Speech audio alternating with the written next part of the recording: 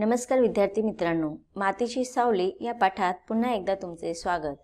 आज आपण कुमार भारती पाठ्यपुस्तकातील धडा क्रमांक 11 अभ्यासत आहोत आणि या 11व्या धड्याचा हा सेशन क्रमांक 5 आहे। या पाठाच्या भागामध्ये आपण सुरुवातीला राहिलेल्या पाठाचा परिच्छेद अभ्यासणार आहोत आणि त्यानंतर पाठाखालील स्वाध्याय आपण सविस्तर रूपाने अभ्यासणार आहोत। चला तर पाठाचा राहिलेला परिच्छेद आपण समजून घेऊया। फरसू आपल्या मनातील व्यथा आबूजवळ व्यक्त करत आहे। आबू, ई माया रक्ताही माणसं, पण जमीन इकली, पैसे आला आणि ते बापाला विसरले। आता माझं कोणी नाही राहिलं, माझी जमीन गेली, मी तिला इकून टाकलं, म्हणून कागद आणला मी सही केली, मी बेईमानी केली, माझ्या मायला फसेलं। आता तो मनातील दुःख जेव्हा सांगत आहे तेव्हा त्याला वाईट वाटत आहे की मी माझ्या मातीबरोबर जमिनीबरोबर काय केलेले आहे, मी बेईमानी केलेली आहे। अरे वेड्या, किती लोक जमिनी विकतात, तू आपला नुसता रडत बवलाय। बघ, टोपलीभर पैसे मिळालाय म्हणूला, आथ मातीत हात घालायची गरज नाही, सुखात खा मरेपर्यंत। आता त्याचा मित्र आबू त्याला फार समजावण्याचा प्रयत्न करत आहे की तूच काय, अशी कितीतरी लोक आज जमिनी विकतात। मुलांना, आजच्या नवीन पिढीला ह्या जमिनींची किंमत नसते आणि आज आपण पाहतोय की बरेचशा शहरीकरणाच्या वातावरणामुळे मोठे मोठे बिल्डर लोक गावातील शहरातील अशा जमिनीचा तुकडा विकत घेऊन त्याच्यावरती काय करत आहेत, घरं बांधत आहेत किंवा मग जंगल तोडून त्याच्यावरती असे मोठे मोठे इमारती उभारत आहेत। आणि आजची नवीन पिढी आपलं पिढ्या चालत आलेले ह्या मातीशी नातं विसरून केवळ फक्त थोडाफार जो पैसा त्यांना दिसतो त्या लाभापोटी किंवा त्या लोभापोटी ते आपल्या पूर्वजांनी जे काही कष्टाने कमवलेलं असतं त्याचं महत्त्व न जाणता त्या छोट्याशा लोभापोटी ते आपलं सर्व काही विकून द्यायला तयार असतात। मग इथे आबू त्याला समजवते की किती लोक जमिनी विकतात आणि तू आपला नुसता रडत बसलायस। टोपलीभर पैसे मिळाले, आता तुला जमिनीमध्ये हात घालून कष्ट करण्याची गरज नाही, आता मरेपर्यंत सुखामध्ये तू जगू शकतोस। तेव्हा फरसू म्हणतो, तो पैसा नाही रे आबू, ते आमशा आजा पंजा रगत आहे, रक्ता नातं तुटे नाही, रक्ताय शाप भोगायला लागताय, ते शाप मीच भोगीन, आथ पैसा नाही का सुख नाही, जेसूस माफ कर रे। आता बघा, फरसूने त्याच्या मनातील भावना सांगितलेल्या आहे की अरे आबू, हा पैसा नाहीये, हे काय आहे, माझ्या आजोबांचं पंजोबांचं रक्त आहे, त्या रक्ताबरोबर नातं तुटत नाही। रक्त काय देतो आपल्याला, श्राप देतो, म्हणजे पूर्वजांची कमवलेली त्यांनी जे काही पुण्याई केलेली होती त्यांनी जे काही कमवलेलं हे काही काळी माती वगैरे होती, मी ते विकून त्यांचा अपमान केलेला आहे आणि आता ह्या सगळ्याचा श्राप मला भोगावा लागत आहे आणि मी श्राप भोगायला तयार सुद्धा आहे। आता हा पैसा काय सुख देणार नाहीये। आणि तो ईश्वराला, जेजूस म्हणजेच येशूला विनवणी करते आणि माफ करण्यासाठी माफी मागत आहे। फरसूने हात जोडून आकाशाकडे पाहिले। एड्या फरसू, लोक जमिनी इकून मजा करतात, गाड्या घेतात, बंगले बांधतात, तुला आपलं जलंभर ढोरहारक खपायला पाहिजे। आता तो सांगते, आबू सांगते, अरे तुला एवढे पैसे मिळाले तर तू सुखाने समाधानाने वगैरे जीवन जग ना, तुला काय जन्मभर ढोरांप्रमाणे मातीची सेवाच करत बसायची का, शेतामध्ये कामच करत राबत बसायचं आहे का, तू सुद्धा त्या बिल्डर हारका झाला रे आबू। फरसूने आवाज चढवत त्याला फटकारले, मग त्याच्याकडे पाठ वळून तो खालच्या आवाजात म्हणाला, माती नैल ते ढोराण जीवन तरी काय कामा। आबू, आम्ही लागलं रे आथ वाटेला, पण आमची नातंपण, त्यांना कायच नाही रे येणार रे, त्यांना पायाखाली जमीनच नाही रे। आता बघा, तिथे तो सांगत आहे, फरसूने थोडा, आबू जेव्हा त्याला समजवतोय तेव्हा फरसूला चीड येते, त्याला राग येतो। तो म्हणतो की तू सुद्धा बिल्डरचीच भाषा बोलायला लागलेला आहेस आणि आता हे जर मातीच नाही राहिली, जमीनच नाही राहिली, ही मातृभूमीच नाही राहिली, मायभूमीच नाही राहिली, तर ढोरासारखं हे जीवन जगून सुद्धा काही कामाचं नाहीये। आणि आता आम्ही तर आमच्या वाटेला लागलेलो आहे, आमचं आयुष्य संपलेलं आहे, पण आमच्या ह्या नातवांनी त्यांच्या वाटेला तर काहीच आहे जमिनीचं सुख नाहीये, त्यांच्या पायाखाली त्यांची स्वतःची असते जमीन सुद्धा नाहीये, पुढचं पुढे बघून घेतील ते।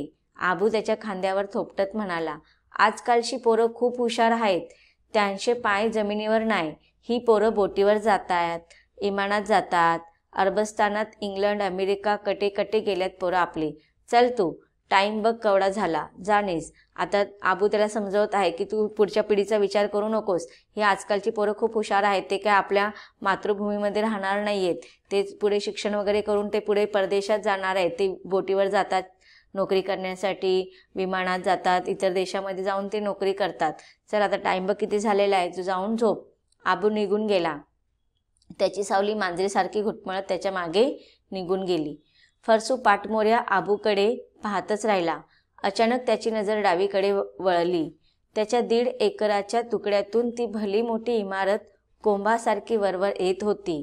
म्हणजेच आता त्याची नजर त्याच्या समोर जी त्याची शेती होती, जमीन होती, त्याच्याकडे गेली. त्या 1.5 एकराच्या एकर जमिनामध्ये आता बिल्डरने बांधलेले इमारतीचे मजलेच्या मजले वाढत चाललेले होते. आणि इथे वर्णन केले की इमारत कोंबासारखी वरवर येत होती. मंद चांदण्या प्रकाशात ते धूळ अकराळ विक्राळ भासत होतं. इमारतीची काळी ठिप्पूस सावली झाडं झुडपं सपाट केलेल्या शेताला कवटाळत सुस्तवल्यासारखी अस्ताव्यस्ता पसरलेली होती. फरसूला वाटलं ही आपल्या मातीचीच सावली आहे. तर अशा रीतीने या पाठामध्ये फरसूने आपल्या जमिनीला, आपल्या मातीला आपली माऊली मानलेली आहे आणि आपल्या ह्या माऊलीबरोबर आपण प्रतारणा केलेली आहे, आपण तिला विकून तिचा अपमान केलेला आहे, ही जाणीव, ही खंत त्याला पोचत आहे आणि त्याच्यामुळेच तो एवढा व्यथित झालेला आपल्याला पाहायला मिळतो. हा पाठ इथे संपलेला आहे. आता ह्या पाठाखालील जो स्वाध्याय आपल्याला आलेला आहे तो आता आपण अभ्यासणार आहोत. इथे तुम्हाला हा स्वाध्याय दिलेला आहे, तो आता आपण प्रश्नोत्तरासकट जाणून घेऊया. प्रश्न पहिला आहे, तुम्हाला खालील ओळीतील संकल्पना स्पष्ट करायच्या आहेत. प्रश्न पहिला, खालील ओळीतील संकल्पना स्पष्ट करा. मडकातल्या पाण्यासारखा गारवा. उत्तर, उन्हाळा जितका तीव्र तितके मडक्यातले पाणी गार असते. अतिथंड पाण्याचा चटका बसतो. मडकातले गार पाणी चटका देणारे नसते, त्याचा गारवा प्रसन्न असतो. जुन्या घरातील वातावरण प्रसन्न गारवा देणारे होते. पुढचा प्रश्न आहे, आईच्या पदरासारखी चिंचेची सावली. उत्तर, आईचा पदर म्हणजे आईची माया. कोणत्याही बाळाला आईचा स्पर्श, आईचा सहवास सुखद, प्रेमळ व हवाहवासा वाटणारा असतो. फरसूला चिंचेची सावली अशीच हवीहवीशी वाटणारी होती. प्रश्न तिसरा, वरून भिरभिरत येणारी फुलपाखरी पाने. उत्तर, चिंचेची बारीक बारीक पाने भुरभुरत भिरभिरत खाली येतात. फुलपाखरे थव्या थव्याने भिरभिरतात तेव्हा ते दृश्य सुंदर मनोहारी असते. चिंचेची पानगळ अशीच फुलपाखरांसारखी वाटते. पुढचा प्रश्न आहे, प्रश्न क्रमांक 2, खालील तक्ता पूर्ण करायचा. इथे तुम्हाला घटना दिलेल्या आहेत. एकूण 4 घटना आहेत आणि त्या घटनांच्या समोर तुम्हाला त्याच्या परिणाम किंवा प्रतिक्रिया लिहायचा आहे. तर आपण एक एक करून हे घटना आणि त्यांचे परिणाम पाहूया. पहिली घटना आहे, फरसू खुर्चीवर पाय वर घेऊन बसतो. तर त्याचा परिणाम काय होतो? सून येऊन डाफरली. दुसरा आहे, मनूला फरसूने शिकवले. परिणाम, मनू कुठल्याशा इंग्रजी नावाच्या कंपनीत कामाला लागला आणि मातीत हात घालणे त्याला नकोसे झाले. पुढची घटना आहे, वाडीत काम करणाऱ्या कोसूच्या पायाला तारकी खिळा लागला.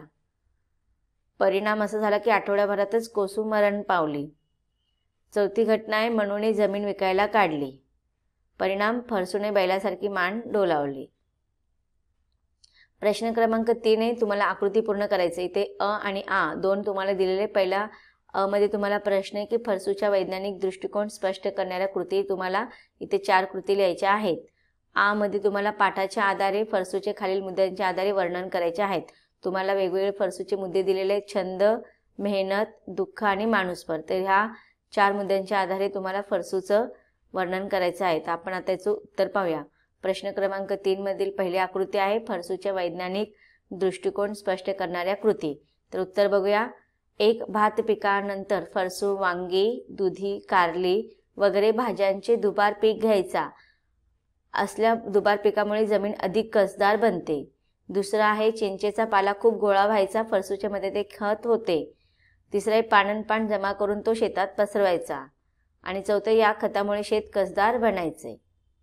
पुढची आकृती आहे, इथे तुम्हाला फरसूच्या विषयी 4 मुद्दे दिलेले, छंद, मेहनत, दुःख आणि माणूसपण. ह्या आधारावरती आपल्याला फरसूची माहिती लिहायची आहे, फरसूचं वर्णन करायचं आहे. तर पाहूया आपण फरसूचं वर्णन. फरसू हा निरागस आयुष्य जगणारा सामान्य शेतकरी होता.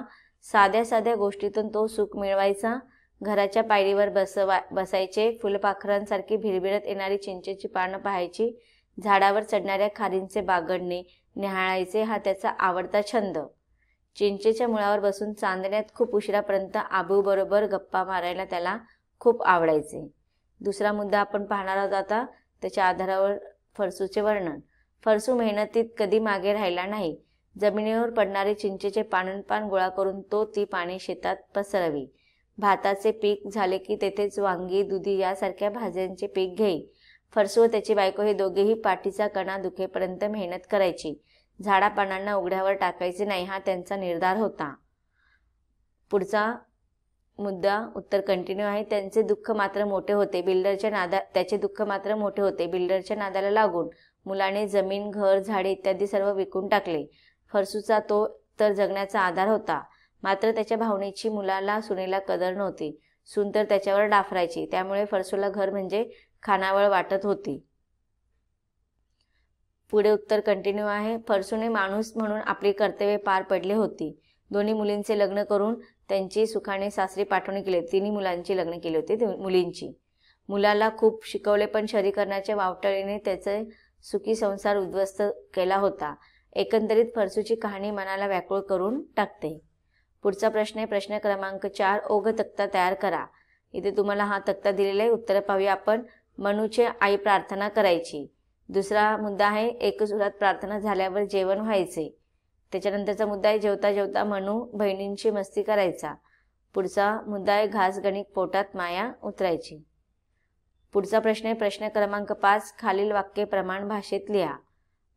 आमचा जलम या मातीत गेला म्हणून थोडं वाईट वाटते. याचं आपण शुद्ध मराठीमध्ये आपण किंवा प्रमाण भाषेमध्ये त्याचं वाक्य बघूया. आमचा जन्म या मातीत गेला म्हणून थोडे वाईट वाटते. त्यांचीच पुण्याई ही बावडी नाही नदी हाय नदी. त्यांचीच पुण्याई ही विहीर नाही नदी आहे नदी. प्रश्न क्रमांक 6. खालील वाक्यप्रचारांचा योग्य अर्थ शोधा व लिहा. टकळी चालवणे. आता याच्यामध्ये तुम्हाला 3 अर्थ दिलेले आहेत. सूत कातणे, सतत बोलणे आणि वस्त्र विणणे. तर याच्यामध्ये टकळी चालण्याचा अर्थ आहे सतत बोलणे, तर तुम्ही सतत बोलण्यावरती टिक करायचं आहे. त्याच्यानंतर नाळ तुटणे, याचे तुम्हाला 3 अर्थ दिलेले आहेत. मैत्री जमणे, संबंध न राहणे, संबंध जुळणे. तर याचा अर्थ आहे की नाळ तुटणे म्हणजे संबंध न राहणे, त्याच्यावरती तुम्ही टिक करायची आहे. पुढचा प्रश्न आहे प्रश्न क्रमांक 7. खालील अर्थांचे वाक्य पाठातून शोधून लिहा. फरसूने आपल्या वडिलांचे ऋण दर्शवले. तर ते वाक्य आहे बापजाद्यांची कमाई रे पोरांनो. फरसूचा संसार होत्याचा नव्हता झाला. तर याचं उत्तर आहे तरारून वाढलेल्या गुबगुबीत केळीचं अख्खं पण एका पाऊस वाऱ्यात जमिनीवर झोपावं तसा आपला संसार होत्याचा नव्हता झाला. पुढचा प्रश्न आहे खालील अर्थांची वाक्य पाठात शोधून लिहायचे आहेत. त्याच्यातील तिसरा 7व्या प्रश्नातला आपण तिसरा बघत आहेत. फरसूचे झाडाबाबतचे प्रेम. तर उत्तर आहे पोटच्या पोऱ्या इतक्याच प्रेमाने वाढवलेल्या झाडापानांना जीव जाईस तोवर उघड्यावर टाकायचे नाही हा त्याचा निश्चय होता. पुढचा प्रश्न क्रमांक 8 स्वमत आहे. याच्यामध्ये तुम्हाला 3 प्रश्न विचारलेले आहेत. आता आपण त्यांचं प्रश्न आणि उत्तर अभ्यासून घेऊया. प्रश्न मातीशी नाळ तुटली की माणूस पण तरी कसं राहणार. या फरसूच्या विधानांशी तुम्ही सहमत असल्यास त्याची कारणे सुधारण लिहा. उत्तर मातीशी नाळ तुटली की माणूस पण तरी कशी राहणार या फरसूच्या विधानाशी मी सहमत आहे. शहरीकरणामुळे माणूस निसर्गापासून दूर जात आहे. नैसर्गिक गोष्टींपेक्षा कृत्रिम गोष्टीत जास्त आकर्षण वाटू लागलेले आहे. माणूस स्वतःच्या इच्छा आकांक्षासाठी जगत आहे. दिखाऊपणामध्ये स्वतःचे सुख पाहत आहेत. शहरात आपल्या अंगाला माती लागत नाही. सिमेंट, कॉन्क्रीट, डांबर, दगड, विटा यांनी आपण माती झाकून टाकले आहे. झाडे पाणी दिसेनाशी झाली आहेत. उत्तर कंटिन्यू आहे. नदी नाले, झाडे वेली पाहण्यासाठी, चांदणे अनुभवण्यासाठी सहली काढाव्या लागत आहेत. शुद्ध व ताज्या हवेसाठी सकाळी फिरायला जावं लागत आहे. माणसाचे जगणे अधिकाधिक कृत्रिम होत चाललेले आहे. माणूस माणसापासून दूर होत चाललेला आहे. परस्परांविषयी असलेले प्रेम, सहानुभूती, बंधुभाव, माणसातील माणूसपणा कमी होत चाललेला आहे. एकंदर विचार केल्यास मातीशी नाळ तुटल्याने माणसातील माणूसपणा कमी झालेला आहे. पुढचा प्रश्न आहे पाठात व्यक्त झालेल्या फरसूच्या विचारांबाबत तुमचे मत स्पष्ट करा. उत्तर फरसू हा कष्टाळू शेतकरी होता. मातीत कष्ट करणे ही त्याच्या दृष्टीने खरे जीवन होते. त्यातच खरे सुख होते. पाठीचा कणा दुखेपर्यंत तो व त्याची पत्नी शेतात राबत. मातीशी नाते असण्यातच माणूसपण असते अशी त्याची श्रद्धा होती. जमिनीवर, झाडाझुडपांवर त्याचे जीवापाड प्रेम होते. शेवटच्या श्वासापर्यंत जमिनीची सेवा करायची. झाडाझुडपांना उघड्यावर टाकायचे नाही हा त्याचा निश्चय होता. शेतीमध्ये राबणाऱ्या प्रत्येक शेतकऱ्याचे हेच विचार असतात. हे विचार मातीच्या, झाडावेलींच्या, पशुपक्ष्यांच्या सान्निध्यात राहिलेल्यामुळे निर्माण होतात. उत्तरेचं पुढे कंटिन्यू आहे. हे विचार माणसातील माणूसपण जिवंत ठेवतात. शहरीकरण झाल्यामुळे लोक संकुचित बनत आहेत. शिक्षणाच्या प्रसारामुळे माणसं कष्ट करण्यास लाजत आहेत. शेतीला कमी लेखत आहेत. कोणत्याही कारणासाठी झाडे तोडत आहेत. प्रदूषणामुळे नद्यांची गटारी झाली आहेत. समुद्रसुद्धा मोठ्या प्रमाणात प्रदूषित झाले आहेत. जमिनीपासून, शेतीपासून माणसे दूर गेल्यामुळे ती निसर्गापासून सुद्धा दूर गेली आहेत.